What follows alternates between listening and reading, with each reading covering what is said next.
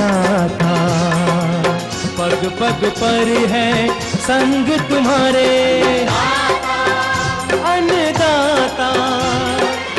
लहू किसानों का बन के पसीना सींचता है धरती का सीना। मेहनत का तेरी हक दिलवाने, नई तकनीक नई खोज बताने। पशुधन को गुणवान बनाना, पौध सुरक्षा को सिखलाना, खेती के सब गुर समझाने, भारत का सरताज बनाने। आठों पहर है संग तुम्हारे अन्नदाता, अन्नदाता। नमस्कार, मैं हूं आपके साथ निदा अहमद। आप सभी दर्शकों का अन्नदाता कार्यक्रम में स्वागत करती हूं। हर रोज की तरह कार्यक्रम में लेकर आई हूं खेतीबाड़ी से जुड़ी हुई बहुत सी लाभकारी जानकारियां। तो चलिए सबसे पहले देखते हैं क्या है विशेष आज के कार्यक्रम में। सूक्ष्म सिंचाई संयंत्र के रखरखाव पर एवं प्रबंधन पर जानकारी।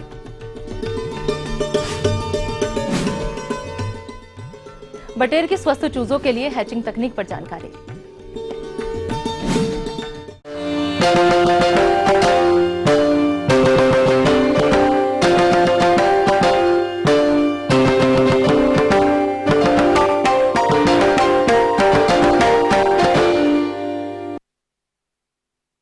भूमिगत जल स्तर में गिरावट के कारण किसानों को फसलों की सिंचाई में अनेक कठिनाइयों का सामना करना पड़ रहा है, जिसके चलते बहुत से किसान सिंचाई की सूक्ष्म विधियों की ओर अग्रसर हो रहे हैं।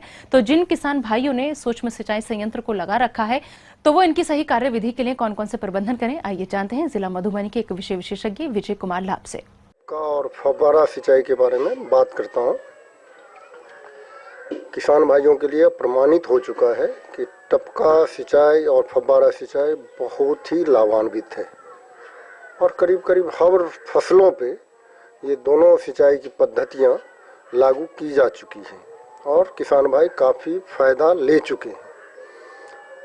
जहाँ तक ये दोनों सिस्टम की यदि अलग अलग बात करें तो ड्रिप टपका सिंचाई में तो मुझे एक ठीक ढंग का फिल्ट्रेशन सिस्टम चाहिए। फिल्टर में भी 3 तरह के फिल्टर आते हैं। यदि हमें नदी से या तालाब से पानी उठाना है तो हमें एक सैंड फिल्टर, जिसे मीडिया फिल्टर बोलते हैं, जिसमें बालू भरा होता है और वो उसमें यदि पत्ते या कुछ गिर गए होती है तालाब में तो उसे छाना जा सकता है। और उसके बाद स्क्रीन फिल्टर आता है। मीडिया फिल्टर के बाद स्क्रीन फिल्टर लगाना चाहिए, जिससे एकदम मिट्टी का एक छोटा सा कण भी उस टपका सिंचाई में नहीं जाएगा और हमारे टपका सिंचाई की जो आयु है, उम्र है, वो काफ़ी लंबी होगी, वो कभी ख़राब नहीं होगा। तीसरा है, यदि हम नीचे बोरवेल से पानी उठाते हैं तो उसमें कई जगह पे रेता या बालू बहुत ज़्यादा आता है। उसे छानने के लिए एक हाइड्रोसाइक्लोन फिल्टर डेवलप किया गया है। हाइड्रोसाइक्लोन फिल्टर लगाना चाहिए और उसके बाद स्क्रीन फिल्टर लगाना चाहिए। स्क्रीन फिल्टर के बिना टपका सिंचाई हमें कभी भी नहीं लगाना चाहिए। उसके बाद बीच बीच में टपका सिंचाई में हमें, जैसे यदि उसमें गंदा, कभी कभी क्या होता है पानी में कोई दूसरा धातु जैसे आयरन या कुछ हो तो उसके लिए कभी कभी हमें एसिड ट्रीटमेंट करना चाहिए। हाइड्रोक्लोरिक एसिड से ट्रीटमेंट दिया जाता है या 3 महीना में या 6 महीना में हमें उसे साफ करना चाहिए। उसके लिए भी विधि है, जब खेत में फसल नहीं हो तब करें तो अच्छा है। यदि खेत में फसल भी है तो नाली का, ड्रिप की जो लाइन होती है उसे लास्ट में खोलकर उसे साफ करना चाहिए। बीच में कभी कभी यदि पाइप खराब होता है, जो मेन या सबमेन लाइन कहलाता है, उसमें भी कभी कभी मिट्टी वगैरह चला जाता है। उसके लिए हर बार सबमेन लाइन में लास्ट में फ्लश वाल्व होता है, उसे खोलकर पूरी प्रेशर से पानी दे के उसे साफ कर देना चाहिए। इस तरह से यदि हम इसका साफ सफाई रखें तो काफ़ी अच्छे ढंग से ड्रिप चलाया जा सकता है। दूसरा फव्वारा सिस्टम है। फव्वारा सिस्टम में इतने फिल्ट्रेशन तो इतना ज़रूरी नहीं होता है, लेकिन फिर भी उसमें कुछ ना फंसे उसके लिए ज़रूरत हो तो मीडिया फिल्टर वगैरह लगाना चाहिए, यदि तालाब वगैरह से पानी हम उठाते हैं तो। उसके बाद उसका जो स्प्रिंकलर है, स्प्रिंकलर का मेन है उसका रेडियस, उसका डिस्चार्ज, उसका हेड। वो नकली चीज़ों से बचें, जो प्रमाणित हो उन्हीं से लें दूसरा जो विधि है पाइप का, सबसे बड़ी पाइप का है। आजकल क्या है, यदि प्रोसेस्ड मटेरियल से बहुत सारे पाइप बनाए जाते हैं और उस पाइप का लाइफ बहुत ही कम हो जाता है। यदि वो पाइप टूटता है तो इसे दुरुस्त करना बहुत ही मुश्किल है। अच्छे क्वालिटी का पाइप लें तो मुझे नहीं लगता 25 साल, 30 साल, 40 साल कुछ भी होगा इस पाइप में। तो हमें हमेशा देखना चाहिए कि उच्च गुणवत्ता की जो सिस्टम्स हैं वही खरीदना चाहिए। अच्छी गुणवत्ता की पाइप भी है और वो टूट गई है तो उसके लिए बहुत अच्छी तकनीक है, फ्यूजन विधि से उसे जोड़ा जाता है। एक हॉट प्लेट होता है, हॉट प्लेट मुहैया कराएं जिससे उसे कभी भी किसान भाई 1 मिनट में उस 2 पाइप, कटे हुए पाइप को जोड़ सकते हैं। इससे उन्हें तकलीफ नहीं होगी। उसमें कुछ नहीं है, हर जगह आजकल बहुत सारे जगह पे बिजली गया है, बिजली से उसे गर्म करके हॉट प्लेट से और दोनों साइड पाइप को जोड़ देंगे और हॉट प्लेट हटा लेंगे तो उसे जस्ट चिपका देंगे। इससे उसकी क्वालिटी भी वैसी ही रहेगी, क्योंकि वही उसी मटेरियल का पाइप का जो मटेरियल है उसी से उसका जुड़ाव होता है। उसके बाद स्प्रिंकलर यदि खराब हो, कुछ फंस गया हो तो उसे आप अपने से प्रेशर वगैरह दे के ठीक कर सकते हैं उसे। यदि अच्छी क्वालिटी की है तो ये सब समस्या बहुत ही कम आती है। तो ये थी कुछ उपयोगी जानकारियां। अब लेते हैं एक छोटा सा ब्रेक, जल्द लौटेंगे और कार्यक्रम में आगे महत्वपूर्ण जानकारियां हैं, बने रहिए हमारे साथ।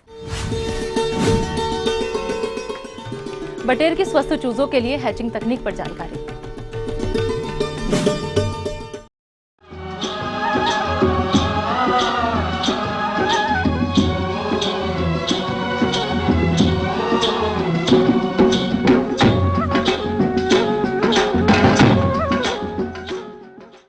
ब्रेक के बाद आप सभी दर्शकों का स्वागत है। चलिए अब रुक करते हैं अगली कड़ी की ओर।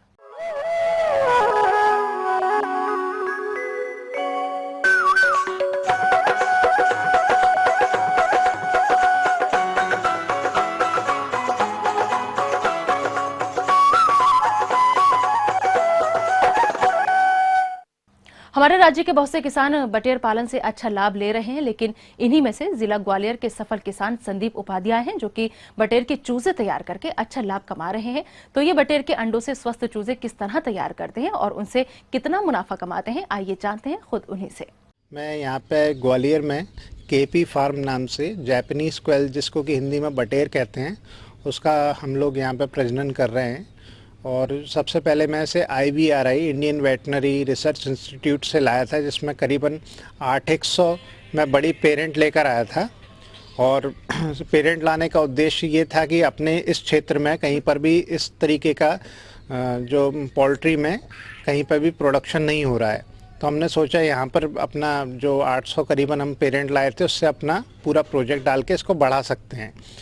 बटेर पालन करने के लिए सबसे पहले जरूरत होती है बटेर के चूजों की, जो कि हमारे किसानों को आसानी से उपलब्ध नहीं होते।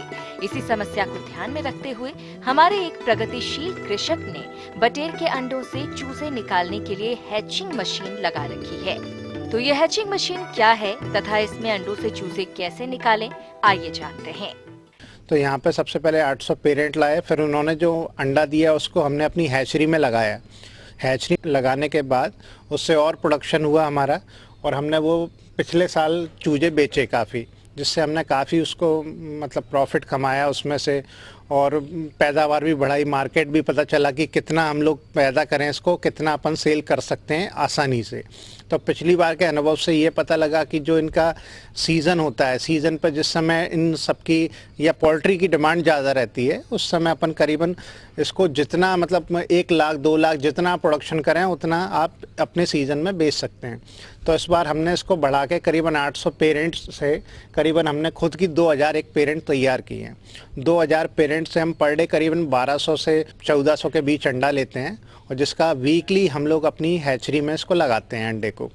और हैचरी में जाने के करीबन 17 दिन बाद हमें चूजा बाहर निकलता है, जिसमें 14 दिन जो अंडा रहता है वो सेटर में रहता है हैचरी के, और 3 दिन के लिए हैचर में रहता है बच्चा।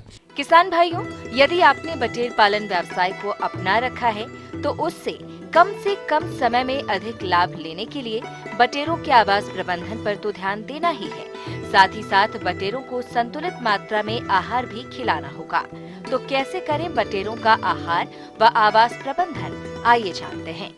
उसके बाद इसको हम लोग निकालने के बाद इसको एक ब्रूडिंग दी जाती है। शुरुआत में बच्चे को 48 घंटे तक लाइट की आवश्यकता पड़ती है, जिससे कि बच्चा कोई डैमेज ना हो, मोर्टिलिटी ना हो, मरे नहीं बच्चा, और ग्रोथ अच्छी हो। तो लाइट दी जाती है और प्रॉपर उसको हीट दी जाती है ताकि उसको ठंड से कोई नुकसान ना पहुँचे। तो ब्रूडिंग करने के बाद इसको हम लोग ट्रांसफ़र कर देते हैं। ट्रांसफ़र करने के बाद इसका नॉर्मली जैसे आप लोग चिड़िया पालते हैं या मुर्गा पालते हैं, XYZ कुछ भी पालते हैं, उसी तरीके से इनको दाना पानी दे दिया जाता है। इनके फीड में भी हम लोग वही सेम स्टार्टर दे रहे हैं, फिनिशर दे रहे हैं जो अपन पोल्ट्री के लिए यूज़ करते हैं। पर इसमें थोड़ा ये रहता है, उनके लिए जो मोटा दाना यूज़ होता है, इनके लिए दाने चूरा करके दिया जाता है, बारीक पिसवा कर दिया जाता है मिलाकर।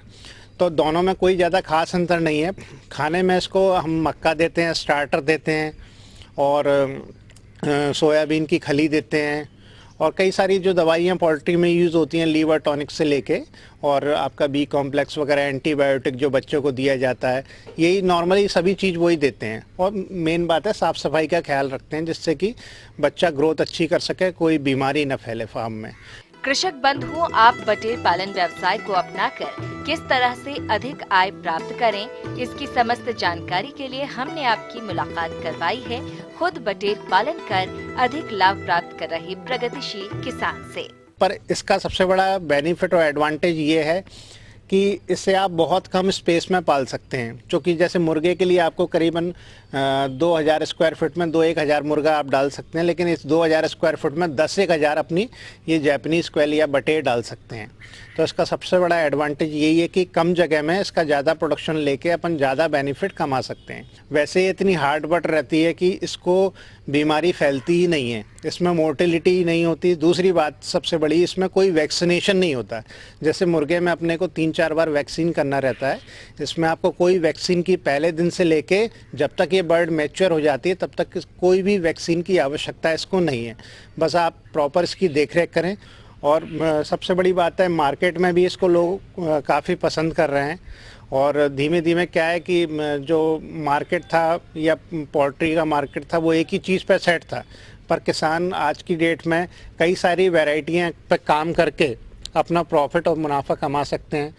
तो ये बहुत आसान सा बिजनेस है, इसमें कोई ज़्यादा रिस्क नहीं है जितना और अदर पोल्ट्री में होता है कि कोई इन्फेक्शन आ गया बाहर से, कोई बीमारी आ गई बाहर से, तो इस पर कोई असर पड़े। इस पर उन बीमारियों का कोई असर नहीं पड़ता। इससे कोई वायरस फैल गया तो वो एक जगह कोई डैमेज होता है तो वो पूरा का पूरा लॉट ख़राब कर देता है, लेकिन इसमें ऐसा संबंधित कोई नहीं है। जैसे CRD की प्रॉब्लम आती है वो इसमें नहीं है, या कोई इन्फेक्शन आता है, किसी एक बर्ड में इन्फेक्शन आ गया और सारी बर्डों में हो गया, वो भी ऐसा नहीं है। इतनी हार्ड बर्ड है, इसका पालन बहुत ही आसान है। बच्चे कोई पाले, हम लोग जैसे पालने को देते हैं तो हम लोग करीबन 10 रुपये का प्रॉफिट एक बर्ड पे फिक्स करके किसान को देते हैं कि हम लोग जैसे आप हमें पाल के दो, हम आपको 10 रुपये देंगे, जिसमें हम लोग बच्चा भी इनको देते हैं। और बच्चा जैसे कई बार रहता है नहीं किसान के पास पैसा होता तो हम अपनी तरफ से ही बच्चा दे देते हैं उसको, वो हमें पाल के जितने बच्चे वापस करेंगे उतना हम लोग 10 रुपये के हिसाब से उनको प्रॉफिट प्लस दाना जो भी उनका खर्चा हुआ है वो सारा दे के प्लस 10 रुपये प्रॉफिट देते हैं। इसकी सप्लाई हम लोग पूरा UP करते हैं, पूरा दिल्ली करते हैं, पूरा राजस्थान करते हैं। करीबन हम एक सीज़न में 1 से 1.5 लाख बच्चा अपनी हैचरी से निकालते हैं इसका, उसको बड़ा करके बेचते हैं। आगे और भी हैं कुछ रोचक जानकारियां, पर यहाँ पर रुकेंगे एक और छोटे से ब्रेक के लिए, जल्द हाजिर होंगे। ठंड के मौसम में दुधारू पशुओं की देखरेख और प्रबंधन।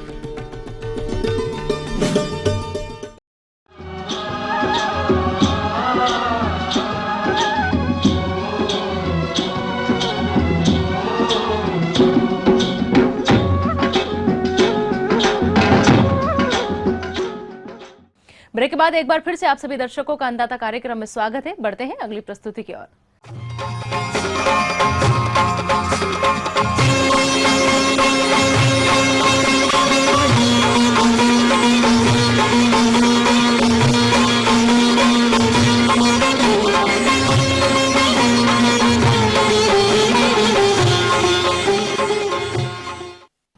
अपने प्रदेश में गाय भैंसों का पालन मुख्य रूप से किया जाता है और बदलते मौसम के अनुसार इन पशुओं की उचित देखरेख करना जरूरी होता है, अन्यथा उचित प्रबंधन के अभाव में ये पशु कई प्रकार के रोगों की चपेट में आ जाते हैं।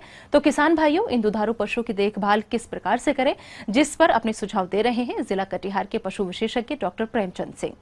पशुपालक भाई आए दिन ऐसी बहुत सारी समस्याएं आती हैं जिनमें आप देखेंगे कि ठंड के मौसम में आपकी गाय कभी खाना कम खाती है, कभी नहीं खाती है, कभी पतला पैखाना हो जाता है, कभी आपकी गाय उठने बैठने में तकलीफ़ होती है।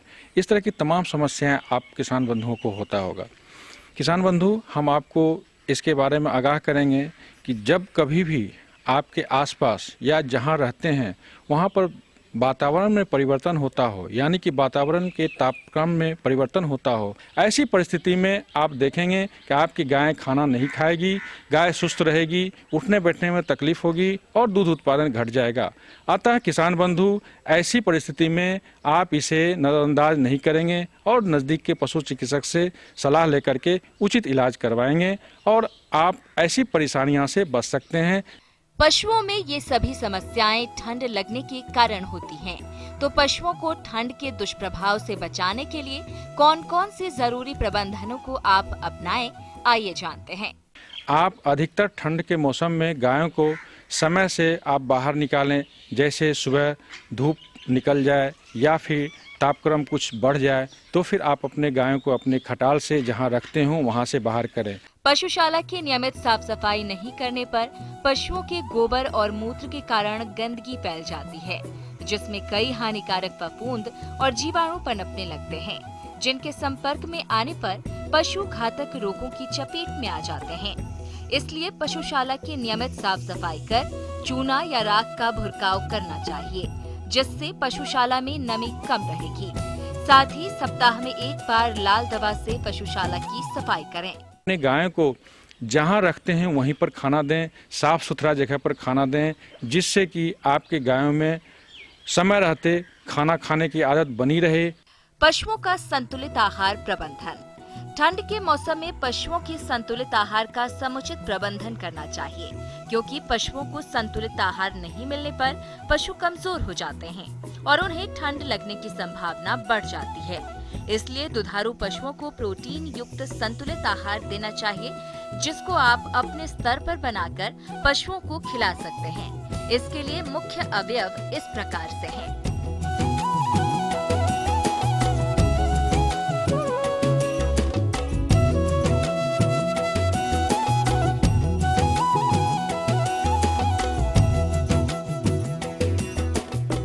ऐसे समय में जहां तापक्रम बहुत सारा फ्लक्चुएट करता है, जैसे कि रात का तापक्रम सामान्यतः 9 से 10 डिग्री होता है और दिन का तापक्रम सामान्यतः 20-22 डिग्री सेंटीग्रेड होता है, ऐसे समय में आप ध्यान रखेंगे कि आपकी गाय ज़्यादा समय तक एक वातावरण में रहे, यानी कि अगर आप खटाल में रखते हैं उससे चारों तरफ से ढक के रखें, ठंडी हवा का प्रकोप ना हो और आपकी गायों में ठंड का प्रकोप नहीं पड़े। अगर आप हो सके तो जहाँ गाय रखते हैं खटाल के आसपास, गायों के नज़दीक शाम में धुआं जरूर करेंगे, क्योंकि इससे आपके खटाल का टेम्परेचर मेंटेन रहेगा और आपके गायों में ऐसी समस्याएं पैदा नहीं होंगी। ऐसे समय में अगर आपको आभास होता हो कि आपके गायों में दूध का उत्पादन कम होता है तो आप नज़दीक के पशु चिकित्सक से सलाह जरूर लेंगे। आमतौर पर देखा गया है कि ऐसे समय में कुछ बैक्टीरियल या कुछ प्रोटोजोआ जन्म लेते हैं जो आपके गायों में बीमारी पैदा करेंगे और आपके गायों का दूध उत्पादन घट जाएगा। ऐसे परिस्थिति में आप अपने चिकित्सक से सलाह लेकर के इसका उचित सलाह लेंगे और उचित इलाज कराएंगे।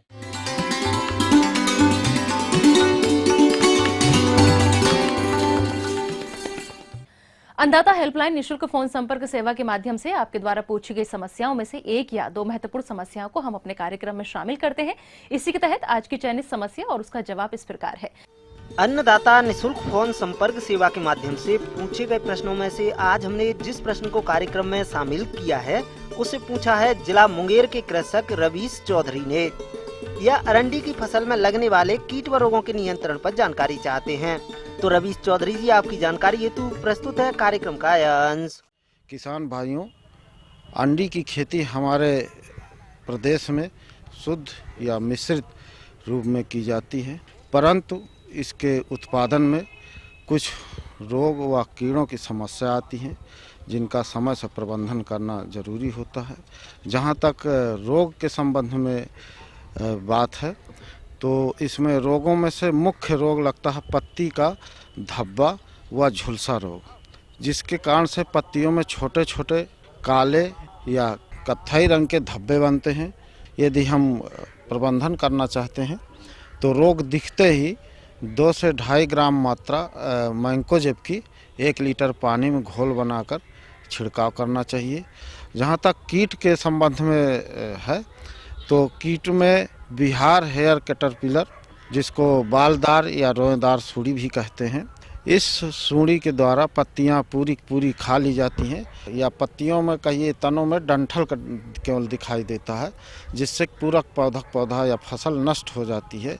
इससे बचाव करने के लिए क्यूनाल फास की 1.5 मिलीलीटर मात्रा या इसी तरह से दूसरे कीटनाशक जैसे मिथाइल पैराथियन की 2% धूल या फास्फेमिडान की 1.5 ml मात्रा प्रति लीटर पानी में घोल बनाकर छिड़काव कर दें तो कैस्टर सेमीलूपर से बचाव हो जाता है।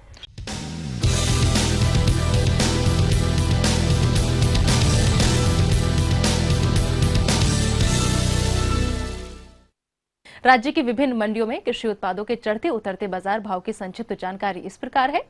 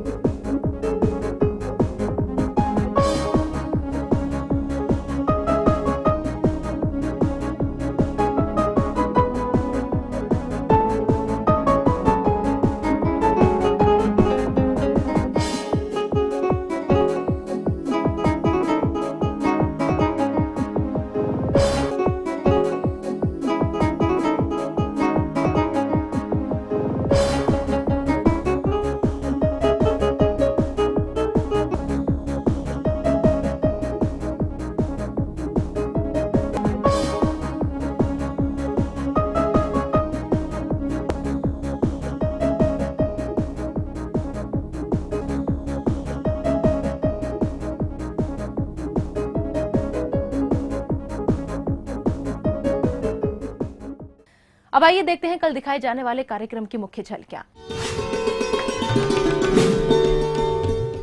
अनार के बाग से अच्छी आय लेने हेतु किए जाने वाले आवश्यक कार्य। अच्छी बढ़वार हेतु पान बरेजों में किए जाने वाले जरूरी प्रबंधन। हम ये उम्मीद करते हैं कि आज का कार्यक्रम आप सभी दर्शकों के लिए उपयोगी रहा होगा। किसान भाइयों, अन्नदाता आपकी सेवा के लिए संकल्परत है और कृषि संबंधित समस्या एवं सुझावों के लिए आप हमें इस पते पर संपर्क कर सकते हैं। प्रोड्यूसर अन्नदाता, ETV Bihar, Jharkhand, Ramoji film city, Hyderabad 501512। साथ ही आप हमें ईमेल भी कर सकते हैं। हमारा ईमेल है annadatabihar@etv.co.in। इसके अतिरिक्त आप हमें निःशुल्क हेल्पलाइन नंबर 180010084599 पर सोमवार से शनिवार सुबह 10 से शाम 4 बजे के बीच संपर्क कर सकते हैं। फिलहाल अन्नदाता की पूरी टीम को दीजिए इजाजत। कल आपसे फिर मुलाकात होगी इसी समय पर कृषि संबंधित कुछ और महत्वपूर्ण जानकारियों के साथ। तब तक के लिए आप दीजिए इजाजत। नमस्कार।